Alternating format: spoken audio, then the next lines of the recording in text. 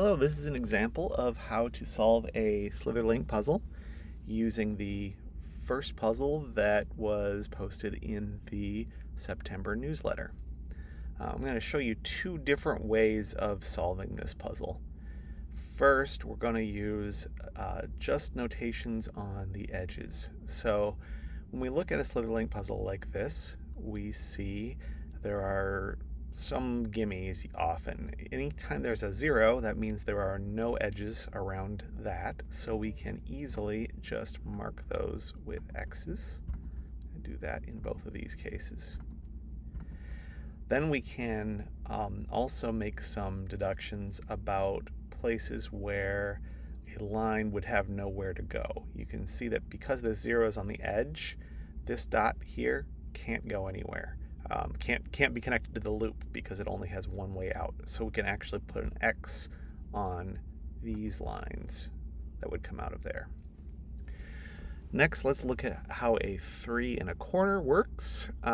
In a Slitherlink puzzle, a 3 in the corner is very handy because the 3 can't open on the top or on the left, because then we'd have a problem in the corner. The loop would have nowhere to go. So we know a 3 opens opens into the center of the puzzle, which means that these two must be line. The same goes here in this corner, and actually this is on what we might call a hidden corner here, because once we've determined that this can't be a line above it, this line around the 3 needs somewhere to go, so it's going to go to the right, and then we can mark the last possible edge as not a line. Then this line needs to come out, and let's talk about this pattern.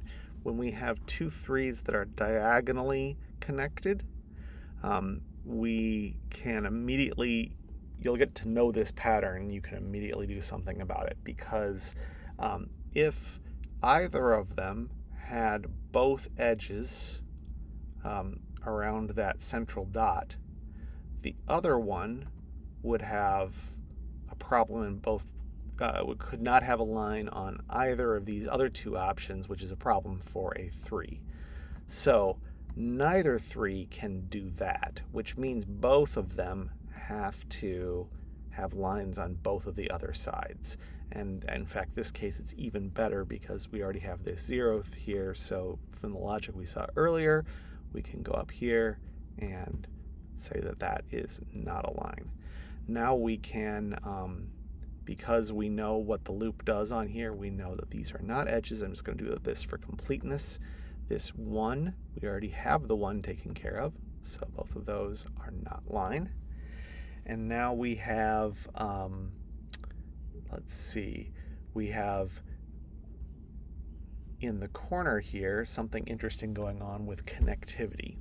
So the loop needs to get into the top left corner and get out again in order to touch this 3 clue.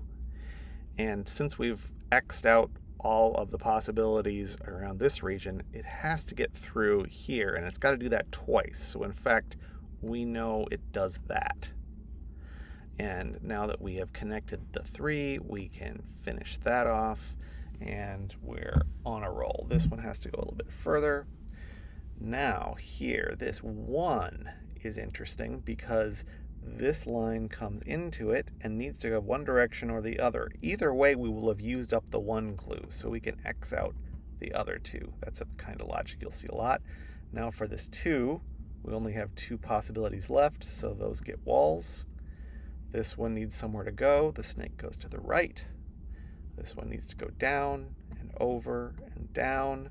Now we're all connected up. This can't go up because then it would have nowhere to go, so it goes to the right. Now here's another pattern you'll see. When you get a 2 clue, like this one or this one, where there's a wall coming up to one corner, especially when it is, if it is constrained, because there's nowhere to go along the sides, it's got to make its way either this way or this way to the opposite corner. You'll see that come up a lot. So from this corner, we've got to go out. And now we've taken care of the one wall that this one needs. So this 2, we now know how it works. The same thing happens with this 1. This wall came in here. It's got to go one of these 2 directions, so it doesn't go either of those directions. And if the wall went to the right, well, now it's stuck, so it goes up.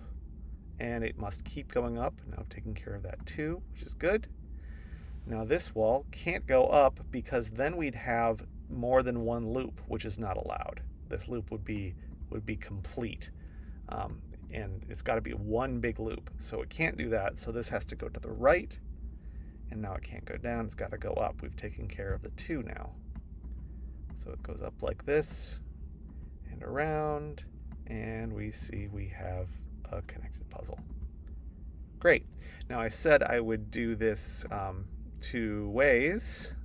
So let's look at, I'm going to speed through this a little bit more, how you would use background colors to help with this. You can divide any Slitherlink puzzle into the inside bits and the outside bits.